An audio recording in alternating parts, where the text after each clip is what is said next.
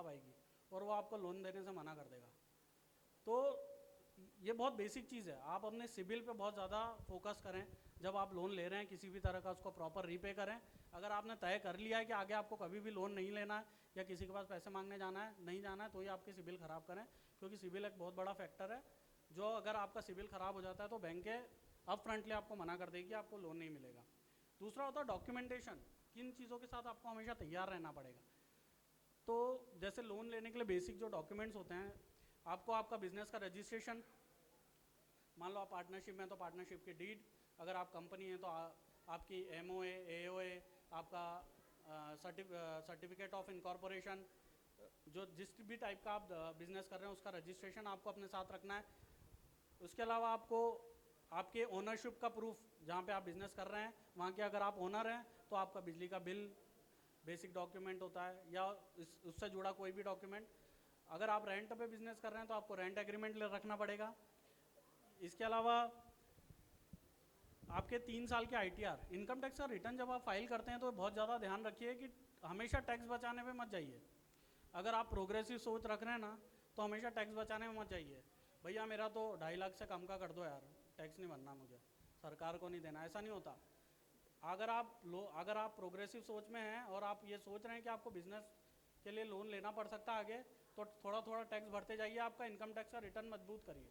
Income tax का return हर साल increasing trend में रखिए। अगर आप छोटा बिजनेस कर रहे हैं तो उसको इंक्रीजिंग ट्रेंड में रखिए। आज आपने 3.5 लाख का रिटर्न फाइल किया है, 3.5 लाख की इनकम है आपकी, अगले बार आप 3.75 का करिए, 4 का करिए, 4.25 का करिए, इस तरह से ग्रेजुअली इंक्रीज करिए। ध्यान रखिए कि किसी साल आपको ऐसा लग रहा है कि अरे इस साल तो मैंने प्रॉपर्टी बेची तो उसका इनकम आ गई और टैक्स भरना पड़ेगा, तो मैं तो मेरी इनकम कम कर देता हूँ। मैंने इस साल 7.5 लाख का ITR फाइल किया था लास्ट ईयर, अब मैं इस साल मेरा बहुत ज़्यादा बढ़ रहा है तो मैं 6.5 लाख का कर देता हूँ।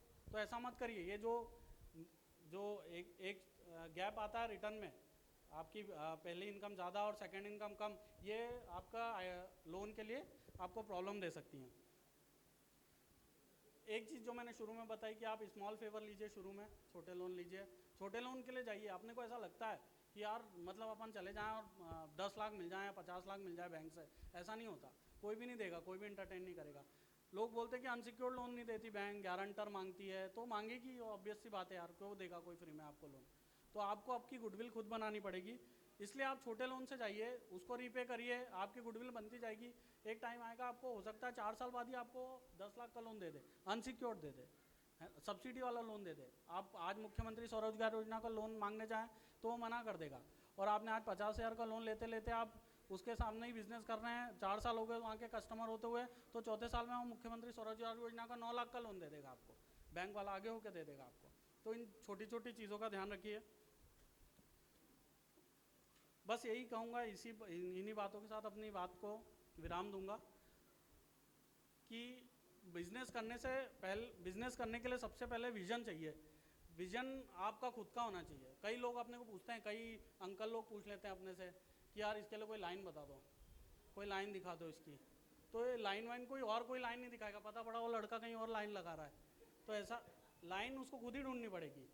उसके हर आदमी को अपना विजन खुद ही बनाना पड़ेगा, और एकदम से बहुत बड़ा ना सोचें, आप हमेशा छोटे से शुरुआत करें, 100% आपको सक्सेस मिलेगी।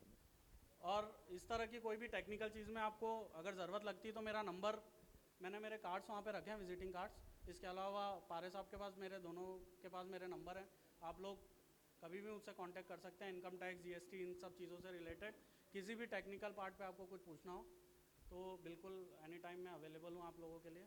Thank you so much.